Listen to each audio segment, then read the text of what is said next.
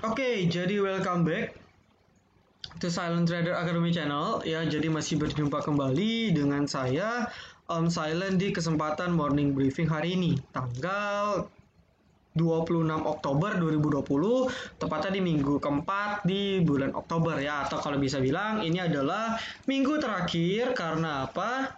Karena kita sudah memasuki namanya long weekend. Jadi saya juga nggak tahu sih ya, saya juga baru tahu minggu-minggu ini ternyata long weekend dari Rabu ya, dari hari Rabu, berarti dari tanggal 28, 29-nya itu tanggal merah, Kamis 30, 31.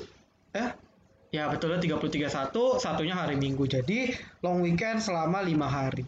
Nah, maka dari itu market kita hanya akan bertransaksi itu di hari Senin dan juga di hari Selasa. Jadi hanya cuma 2 hari. Nah, bagaimana yang harus kita lakukan sebagai seorang investor? Apakah yang terjadi ketika market libur panjang? Nanti akan saya jelaskan setelah ini. Tetapi balik lagi, saya mau announce dulu kepada teman-teman, buat yang belum join charity webinar kami How to be Silent Value Investor. Jadi buat yang belum tahu, ini adalah rangkaian charity webinar kami yang kedua ya. Jadi 20% pendapatan disumbangkan melalui kitabisa.com, dan juga kemarin sebagian kita sudah bagi-bagi kotak makanan ya. Makanan kotak maksudnya kurang lebih 50 piece itu kita bagikan di jalanan seperti itu. Itu ada bukti videonya, dan juga sebagian nanti di kitabisa.com, atau mungkin nanti sebagian lagi disisihkan ke bisa jadi panti asuhan dan sebagainya ya. Tapi nanti bukti realisasi akhir totalnya itu pada saat webinar diselenggarakan di tanggal 1 ya. Jadi saya record ini tanggal 25, berarti minggu depan ya. Semoga kita berjumpa semua. Sudah 150 orang ya, gelombang kedua itu sudah full ya. Maka saya akan membuka gelombang terakhir, gelombang ketiga, buat teman-teman yang masih berminat join tapi lupa, ataupun teman-teman yang sudah booking tapi masih lupa bayar gitu ya, bisa langsung segera daftar, karena pendaftaran akan kita close pada hari Sabtu jam 12 siang. Pada hari Sabtu tanggal 31 Oktober ya, di jam 17.00 waktu Indonesia Barat, jam 5 sore waktu Indonesia Barat. Kita akan close pendaftaran di 31 Oktober hari Sabtu di jam 5 sore. Oke, nah benefitnya apa? Benefitnya ya dapat recording, jadi teman-teman bisa tonton, ataupun teman-teman yang berhalangan hadir bisa tonton, atau teman-teman yang mau tonton ulang karena bingung, bisa banget, bisa tonton berulang, nggak ada limit waktu. Terus juga ada ebook ya, senilai kurang lebih 2 jutaan, karena ada total kurang lebih 20 ebook yang bahas dari teknikal, bandarmologi, dan juga investasi. Terus juga ada voucher discount untuk VVIP Silent Investor yang kebetulan juga minggu ini akan segera launching. Nanti saya announce terkait price listnya. Nah, nanti ketika teman-teman peserta charity webinar akan dapat harga khusus untuk join VVIP Silent Investor Special kuartal 3 2020. Nggak, jadi benefitnya banyak banget. Sayang banget kalau teman-teman tidak join charity webinar ini. Oke? Nah, jadi buat yang mau daftar, segera daftar. Langsung join ke Telegram kami t.me/silenttraderacademy, atau mana nih? Nah, atau langsung ke sini t.me/staffsilent atau t.me/omsilent. Ya, jadi ini Om Silent, saya yang gambarnya ini. Ya, yang gambarnya Alam Sutra. Ya, oke. Informasi detailnya, mau tanya-tanya transfer kemana dan sebagainya, langsung jawab, langsung tanya ke staff saya ya. Ditunggu saja, pasti dibalas kok. Mungkin karena weekend, karena masih mahasiswa, jadi masih slow respon, tapi ditunggu saja. Oke. Nah, berikutnya kita langsung singkat saja pada pertemuan kali ini. Coba kita akan cek komoditas. Oke, in the United States, GDP growth for kuartal 3 will be in the spotlight next week. Oke, alongside personal income, durable goods order, the earnings season continues with Alphabet, Apple, Amazon, Apple due to reports their quarterly results. Oh, berarti minggu depan pengumuman GDP Amerika. Ya, saya sih nggak ngikutin ekonomi luar negeri ya, tetapi ya kita kan juga di announce itu tanggal 5 GDP kita. Tapi kan kita sudah tahu bahwa kita akan mengalami resesi. Ya, 99,99% terjadi resesi. Ya, nah mungkin aja ini akan menjadi sentimen buruk. Ya, nanti akan saya jelaskan pengaruhnya US election dan juga dampak dari pengumuman GDP terhadap market kita di bulan November. Nah, tapi sebelumnya kita cek dulu commodities ya. Oke, Dow Jones terakhir closing tipis, masih wait and see, benar-benar bursa Amerika wait and see menjelang US election tidak lama lagi minggu depan. Oke, wow, oil, gas, gold juga masih di situ-situ aja. CPO naik turun ya, nikel coba. Kalau CPO kita harus lihat dari sini ya, trading view ya. Nah, nikel koreksi tipis. Oke, komoditas kurang menarik ya. Komoditas masih kurang menarik, jadi ya udah ya, nggak ada yang bisa kita lirik. Oke, nah kita akan bahas market dulu secara teknikal seperti biasa. Seperti ya. Kemarin hari Jumat seperti prediksi terjadi rebound. Oke, rebound, gap up tapi turun untuk menutup gap. Meskipun gap kecil ya, ada gap kecil yang belum tertutup. Ya, tapi setidaknya sudah bagus karena dia nggak gap up seperti ini. Ini kan rawan ya, artinya so far so good. Oke, so far so good untuk market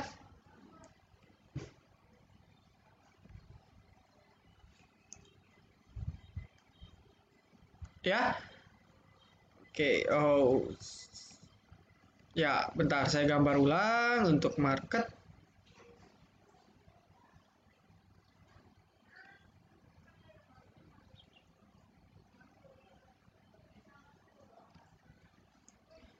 Ya, jadi ya masih di situ-situ aja, market pun juga sideways gitu. Nah, cuma ditakutkan nih ketika dia sudah sideways ya akan terjadi turbulensi. Kenapa turbulensinya? Ya karena tadi ya dampak dari libur panjang kah atau dampak dari misalnya US election kah dan sebagainya.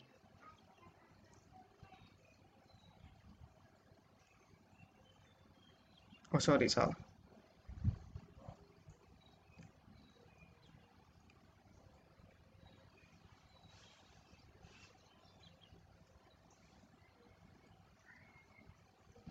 Ya, kurang lebih seperti inilah trendline tengahnya ya. Agak nggak rapi sedikit, mohon maaf. Nah, oke, so far dia masih ketahan ya di area support kuat di 5 ribuan. Ya, di 5.100 masih ketahan, ya berarti indikasinya cukup baik gitu kan. Bahkan perdagangan market kemarin itu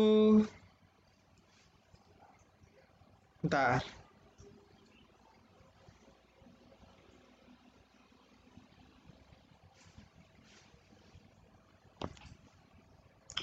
Kita cek.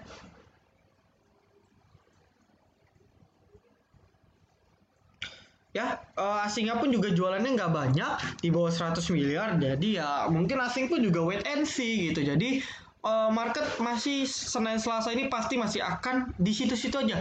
Naik juga nggak banyak, turun pun juga nggak banyak. Jadi ya balik lagi ini bentuk sideways kecil di sini. Ya, yaitu nanti tinggal penentuan apakah akan jadi good news ataupun bad news, itu yang akan membuat market drop ataupun naik. Nah, dilihat dari teknikal sih lebih cenderung ke turun ya. Kalau secara weekly kita lihat nah ini lebih cenderung ke turun. Oke ya, kepantul di sini dia pantul ke atas gagal. Nah, sekarang dia tertahan di trend line ya. Kalau kita lihat secara weekly sih harusnya dia turun dulu. Turunnya kemana? Mentok-mentok di 4.900. Ini kalau kita gambar secara trend line. Ternyata kalau kita cek ya sama ya di 4.950-an. Bahaya gak? Enggak, karena memang itu teknikalnya seperti itu. Jadi jangan kaget kalau misalnya seandainya turun. Nah, kita nggak usah pikirin kalau market naik seperti apa, tapi yang harus kita antisipasi ialah ketika marketnya turun, kita harus ngapain gitu. Karena apa? Karena saya pribadi sih agak pesimis market akan naik di awal bulan. Kenapa seperti itu? Ya saya doakan analisa saya salah. Tapi saya punya alasan juga. Nah, alasannya kenapa Om? Alasannya ialah karena oke, Ini kalau secara monthly juga masih jauh ya. Jauh banget market untuk uptrendnya masih jauh banget. Nah, secara apa namanya? Secara sentimen, kalau kita ngomong sentimen, ini area resist kuat ya. Nah, kalau kita ngomong secara sentimen untuk market, ya kita akan dihadapi oleh sebenarnya 3 isu penting. Isu pertama ialah pengumuman GDP kita. Ya, kita semua tahu, berbagai ekonom, para menteri pun sudah berbicara bahwa 99% akan terjadi resesi. Artinya ialah GDP kita selama 2 kuartal berturut-turut mengalami pertumbuhan yang negatif atau menurun. Nah, lalu dampaknya gimana Om? Bukannya kalau kita sudah tahu harga sahamnya sudah price in ya. Price in itu dalam arti ya udah harga saham sekarang sudah mencerminkan resesi yang terjadi.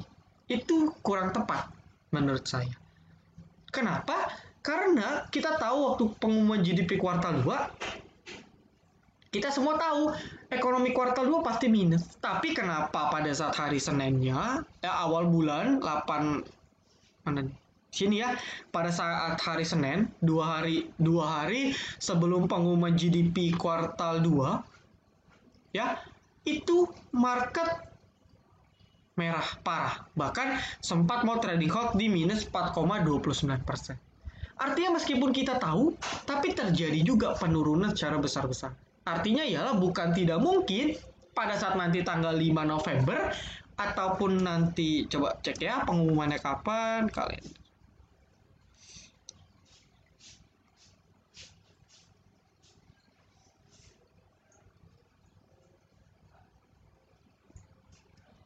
Ya, apakah ketika nanti tanggal 5 Novembernya ataupun misalnya nih di tanggal 2 hari sebelumnya, hari Seninnya, ya berarti hari Senin kan tanggal 2 ataupun tanggal 3 ataupun tanggal 4 bisa saja terjadi turbulensi. Turbulensi itu ada terjadi shock sesaat akibat dampak dari pengumuman GDP kita.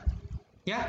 Nah, kalau memang hal tersebut terjadi, ya kita harus jaga-jaga. Itu satu, yaitu sentimen pertama, yaitu terkait pengumuman GDP kita. Meskipun kita sudah tahu takutnya akan terjadi hal-hal yang tidak diharapkan.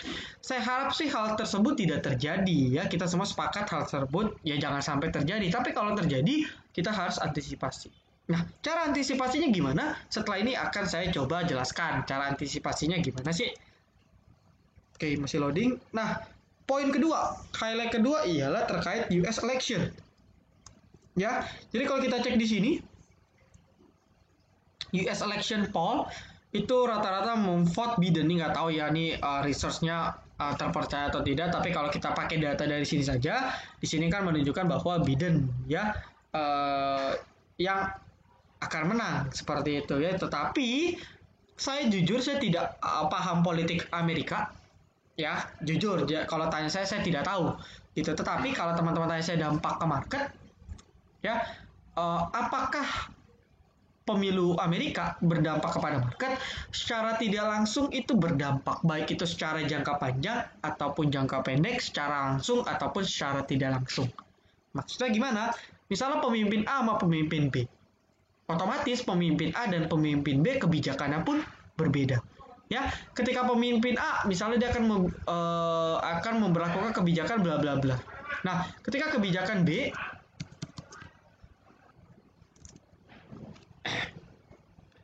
ya, nah pemimpin A kebijakannya bla bla bla, pemimpin B kebijakannya bla bla bla. Nah, otomatis kebijakan kerjasama antara misalnya pemerintah Indonesia terkait ekonomi ekspor impor tentu akan berbeda. Jadi secara jangka panjang ya, baik itu A atau B pasti akan mempengaruhi, baik itu mempengaruhi secara positif ataupun mempengaruhi secara negatif. Tapi saya nggak bisa jelaskan kalau misalnya si Biden yang menang positif apa negatif, kalau si Trump yang menang positif apa negatif, itu bukan bidang saya untuk memberikan jawaban. Tapi ya di sini saya yakin ada pengaruh secara langsung tidak langsung, secara panjang, secara jangka pendek. Ya, salah satu tadi dari kebijakannya. Nah, kalau dari sisi market, ya, kalau dari sisi market biasanya lebih ke short therapy atau short term effect. Ya, jadi misalnya nih, pemimpin A yang menang, investor tidak setuju. investor Amerika nggak setuju, otomatis kan Dow Jones-nya pasti turbulensi tuh. Bisa tiba-tiba minus 2%, minus 3%, minus 4%. Nah, otomatis ketika bursa Dow Jones minus 4%, korelasi selama ini yang saya lihat, bursa-bursa Eropa, bursa-bursa Asia ikut merah. Padahal nggak ada apa-apa dalam negara mereka, tapi keikutan dampak dari bursa Dow Jones. Nah, kalau hal seperti itu terjadi, ya tentu market kita akan ikut turun. Nah, turunnya sampai kapan? Ya mungkin akan terjadi paling 1 minggu, tapi habis itu ya perlahan akan rebound. Yang jelas, dampaknya itu short term effect. Nah, yang saya takutkan ialah ketika pengumuman GDP ditambah dengan US election, siapapun yang menang, ya kita doakan sih positif. Tapi kalau misalnya investor yang merefleksikannya tidak baik, bursa Dow Jones hancur, ditambah pengumuman GDP, berita fear bertebaran di berbagai media, mati kita. Bursa bisa, IHSG bisa turun dengan gamblangnya. Jadi contoh sekarang 5.000, ya. Oke ya, sekarang kan 5.100. Dia market trading halt aja 5%, itu sudah break trend line-nya. Ya, market trading halt aja itu langsung sudah break trend line-nya langsung ke 4.845. Berapa tuh?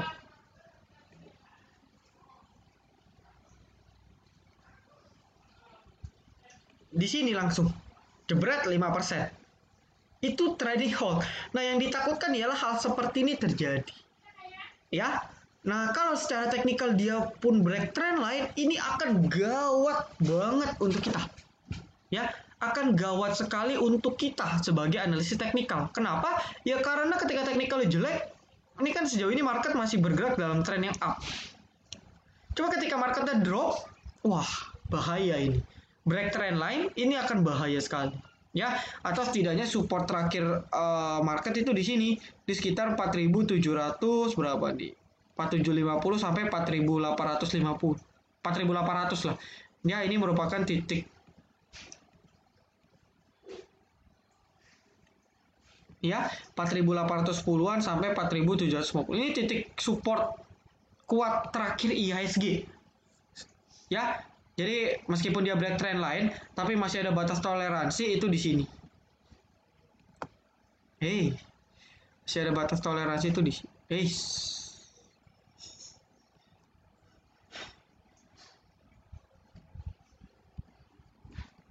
5% langsung ke berapa tuh? 4845. Dia langsung ke sini 4845. Tapi kalau dia masih di atas ini masih oke. Cuman kan kalau dia sekali trading hot, besoknya kan turun lagi tuh. Nah, itu bisa minus ya 5-8%. Nah, itu yang ditakutkan. Jadi kita doakan saja Dow Jones yang nggak aneh-aneh. Jadi seandainya seandainya pengumuman GDP itu terjadi dan marketnya terjadi koreksi seperti tanggal 3 Agustus kemarin, maka market akan cepat langsung rebound. Ya, tapi kalau kena efek GDP, kena efek US election, kena efek berita, mati. Nggak ada alasan market untuk bangkit nantinya. Itu yang ditakutkan. Ya. Nah, berikutnya, poin ketiga. Oke, poin ketiga yang bisa kita antisipasi ialah market libur panjang. Nah, biasanya ketika market libur panjang, investor cenderung hati-hati. Kenapa? Bayangin 5 hari, kita nggak tahu di hari Rabu sampai Minggu akan ada kejadian apa di luar ataupun di dalam negeri, ya kan? Nah, bisa saja kejadian tersebut membuat market bergejolak di hari Senin. Nanti akan terlampiaskan di hari Senin. Contoh, keluar berita vaksin gagal, relawan misalnya, ya amit-amit meninggal dan sebagainya. Atau vaksin COVID ternyata malah berbahaya dan sebagainya. Nah, berita-berita seperti itu, ya, atau Omnibus Law dicabut, investor gagal ke Indonesia. Nah, kalau hal-hal seperti itu, berita itu muncul dalam rentang waktu Rabu sampai hari Minggu, kita kan nggak bisa trading tuh di hari tersebut. Nah, otomatis investor dan trader akan terjadi panic selling di hari Senin. Nah, hari Senin itu jadi hari pelampiasan dari investor. Akhirnya panic selling, harga saham berjatuhan tanpa alasan yang jelas. Jadi itu yang sebenarnya ditakutkan. Ya, tapi kalau beritanya bagus, ya Senin akan positif. Cuman kalau nggak bagus, ini yang menjadi permasalahan. Nah, maka dari itu, ya kita harus berjaga-jaga terkait kemungkinan yang terjadi. Nah, kalau saya sih tipenya tipe yang cari aman daripada daripada berspekulasi untuk hal yang tidak pasti. Kalau spekulasi untuk hal yang pasti masih boleh, tapi kalau spekulasi dalam hal yang tidak pasti, ya, atau dalam arti gambling 100%, itu resikonya tinggi banget dan saya tidak mau. Gitu. Saya jujur aja saya nggak mau kalau berspekulasi terhadap hal-hal yang tidak jelas. Ya, seperti itu. Jadi, nah, itu 3 highlight yang bisa kita perhatikan. Berikutnya ialah langkah apa yang harus kita antisipasi. Oke, langkah yang harus kita antisipasi ialah pertama, sediakan cash minimal 30-50%. Jadi memang saya rencananya nanti hari Selasa, saham-saham yang memang sideway dan belum jalan, saya mau out aja, jual rugi tipis. Biar nanti kalau kemungkinan buruknya jeblok, saya bisa average saham-saham yang saya keep. Ya, tapi kalau saham naik, Senin market naik, ya sudah, nggak masalah. Ya, jadi lebih ke win-win solution. Dia turun, oke, dia naik, saya bersyukur. Karena saya masih ada pegang 50% di saham. Tapi saya ada 50% cash, untuk kalau sahamnya turun, saya bisa average. Ya, jadi sediakan 30-50% untuk average. Kalau bisa 50%. Nanti di VIP, saya akan terangkan detailnya lebih lanjut. Ya, tapi jelas sediakan cash. Yang belum gerak udah buang-buang dulu. Ya, saya kira ada beberapa saham yang belum jalan, gitu kan? Ya masih di situ sih, masih on track, cuman belum gerak. Nanti nyampe hari Selasa udah saya out dulu deh. Ya, seperti itu. Jadi ya saran saya sih daripada kita berspekulasi karena faktanya ke depan highlight-nya lebih banyak cenderung sentimen jelek, ya kita hati-hati. Cuman jangan khawatir juga, ya sentimen jeleknya nggak akan parah kok. Ya maksudnya nggak akan berlarut-larut, mungkin paling lama 1 minggu atau 1-2 hari, habis itu rebound lagi. Jadi ya syukur-syukur kita doakan ya shock terapi cuma terjadi dalam 1 hari atau bahkan tidak terjadi, market bisa perlahan naik. Ya tapi sih biar lebih enak gitu ya, ya turun dulu kena trendline baru ke pantul. Itu lebih enak sih. Ya secara teknikal itu jauh lebih enak dan ya balik lagi pantulan market untuk naik lebih tinggi itu akan lebih banyak. Seperti itu. Oke. Nah, berikutnya saham-saham potensial di minggu ini apa sih di hari Senin? Oke, saham-saham yang kita bisa cermati ialah pertama JSKY. Ya, kenapa JSKY? Karena ketika kita cek JSKY ini ketika dibanting berhari-hari dari 366 sampai ke 174, 50%-nya sudah hilang gitu kan.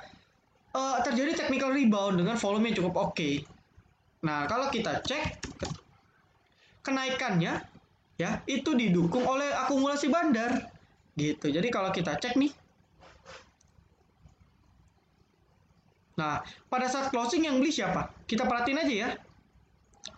XA nah kan RO FS ZP XA FS YB terakhir CP kalau nggak salah. Nah, Beki, CP, IU, CP. Nah, semua mayoritas broker retail. Nah, yang jual NI, PD, RO dikit, PD, GR, CP buang dikit, ada AN buang dikit, PD, KK, SKI, dan sebagainya. Ya, jadi kalau kita lihat retailnya jual tipis, MG jual tipis, CC net buy, AN net buy, ya ini AN broker retail, broker bandar, BK broker bandar juga beli, YJ juga beli, YB juga beli. Jadi masih banyak broker bandar yang beli dan kalau kita cek asingnya pun beli banyak, ya. Ya nggak banyak sih, cuman kalau kita lihat dari saham-saham seperti JSKY 17.000 itu termasuk banyak. Jadi asing pun ikut trading di sini. Jadi ya menarik untuk perdagangan besok. Setidaknya sih biasanya kalau saham udah turun banyak ya kan terus terjadi misalnya technical rebound ya, saham turun banyak terus terjadi yang namanya technical rebound. Oke. Sebentar saya kasih margin dulu.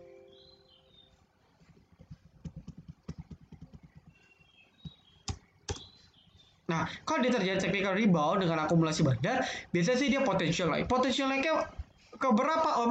Nah, kalau berdasarkan Fibonacci-nya, ya dia harus testing di Fibo 38, yaitu di angka 184. Ini sudah tersentuh, ajaibnya tersentuh di 183, hampir tersentuh ya, tapi gagal. Nah, nanti kalau dia bisa bertahan di atas 184, ya dia lanjut naik ke 220-an atau 218. Cuman istilahnya potensi naik target pertama itu di sekitar 184. Cuman hati-hati, kalau seandainya nanti bandara pada taking profit, kita juga harus taking profit. Ya, karena secara overall di sahamnya sih, ya kita nggak tahu ya, Jeskai ini kan ada isu, right issue, ya ada isu dia mau menerbitkan right issue di harga 500. Dia juga nanti katanya mau menerbitin waran untuk modal, ya. Nah, apakah dengan berita tersebut sahamnya akan kembali digoreng? Bisa saja, cuman kalau saya lihat dari banyaknya trader yang nyangkut di harga atas, tentu akan berat untuk naik. Kenapa? Karena ketika naik dikit orang udah pada jualan, naik dikit orang udah pada jualan. Ya, jadi daripada kita berekspektasi tinggi, lebih baik teman-teman yang posisinya sekarang dalam kondisi yang nyangkut, oke, teman-teman itu bisa langsung sell on strength. Jadi sell on strength itu saya sih belum buat videonya. Nanti saya akan mau coba buatkan video khusus terkait sell on strength biar teman-teman lebih paham. Ya, jadi intinya sell on strength itu naik jual, naik dikit jual, nanti turun average naik lagi jual, turun lagi average naik lagi jual. Jadi kan posisinya kita untung. Ya, untuk sell on strength saya sudah jelaskan sebenarnya di video yang waktu itu 1 jam terkait Breeze Antap Agro.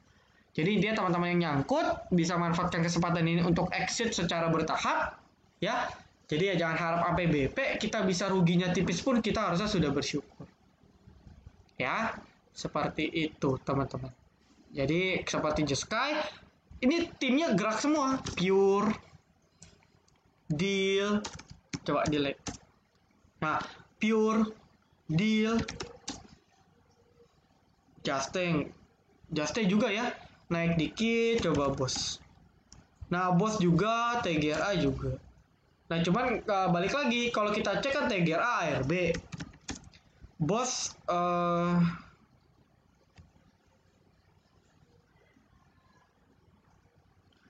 BOS minus, ya turun.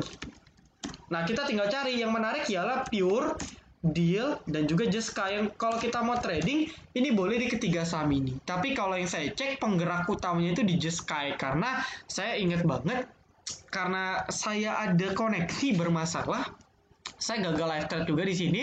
Jadi Jeskai ini benar-benar dibeli oleh bandar di awal, di harga ARB. Jadi yang paling diakumulasi ya Jeskai-nya. Ya, Jeskai dan juga Pure dan Deal. Jadi kalau mau trading 3 ini, terutama di Jeskai, karena Jeskai merupakan penggerak utama. Dia dulu naik, baru yang lain tuh teman-temannya naik. Karena ini terindikasi bandarnya sama. Ya, geraknya barengan. Kalau kita cek kan geraknya sama tuh. Ya, Fire, Jeskai, Pure, kan geraknya sama. Ya, TGRA juga. Geraknya kurang lebih sama. Nah, maka dari itu mereka akan ngikut. Ya, jadi tapi fokus utamanya, bintang utamanya itu di Jeskai, Deal, dan juga Pure. Oke, itu pantauan pertama yang bisa kita perhatikan.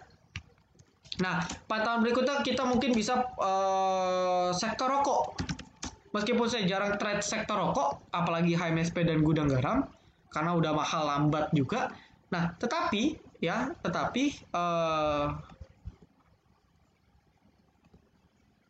kalau kita cek, ini sudah di bottom, ya.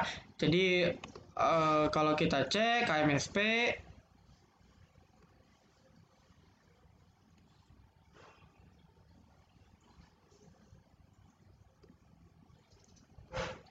ya, meskipun harganya terkoreksi terus,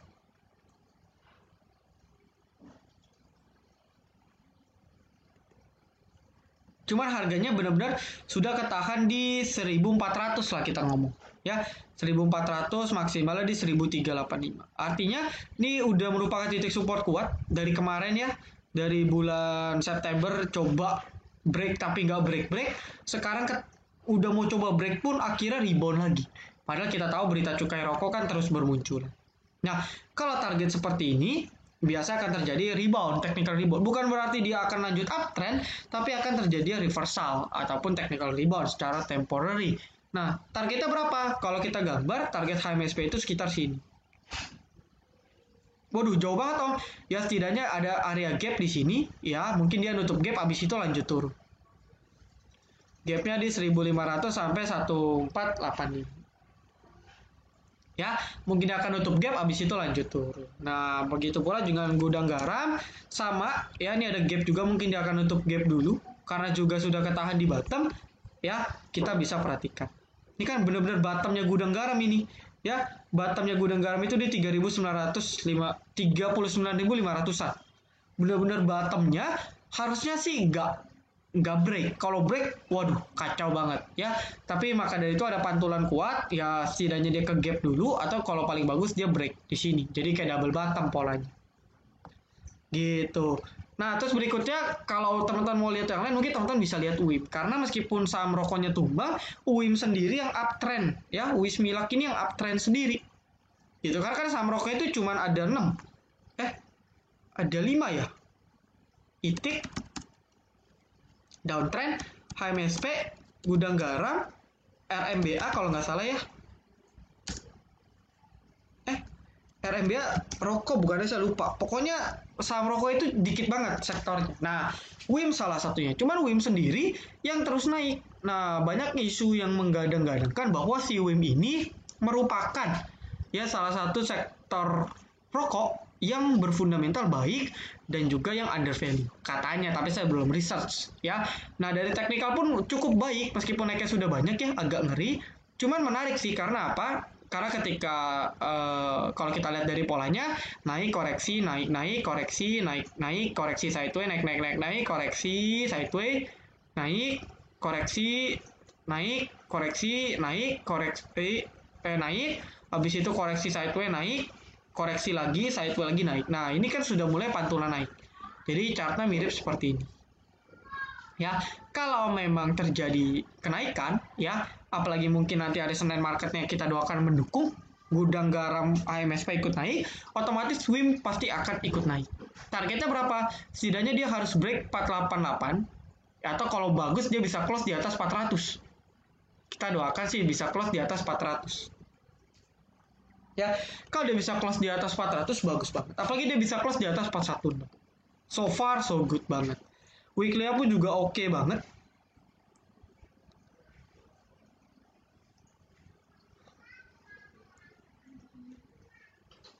Ya. Oke, ini agak lag. Ya. Agak lag, teman-teman.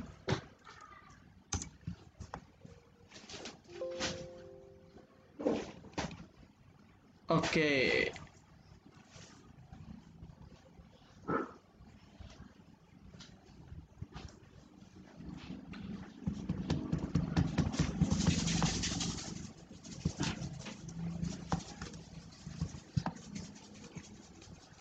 Oke, sebentar ya.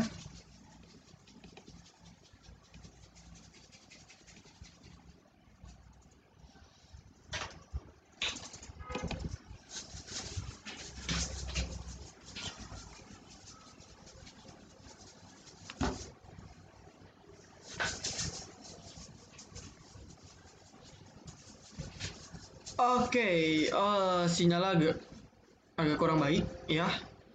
Jadi ya intinya WIM kalau bisa close di atas 416 itu baik banget. Cuman ya balik tadi, karena kita takut bulan depan akan terjadi turbulensi, jadi ya lebih baik kita fast trade dulu aja ya, daripada nanti kita udah profit kita hold jadi minus. Lebih baik kita realize dulu profitnya biar ya lebih aman aja, seperti itu. Oke? Nah, mungkin itu dulu aja. Ya, mungkin itu dulu aja. Jadi pantauan kita ada sektor rokok dan juga gorengannya itu Just Sky, Pure Deal, dan kawan-kawan. Jadi sekali lagi thank you banget buat teman-teman yang sudah nonton video ini dari sampai akhir. Jangan lupa like, comment, dan juga subscribe. Ya, jangan lupa nyalakan notifikasinya agar ketika saya dan tim upload video terbaru, teman-teman bisa langsung update. Oke, see you in the next video, teman-teman. Silent Trader Academy, be silent, be patient, be cuan.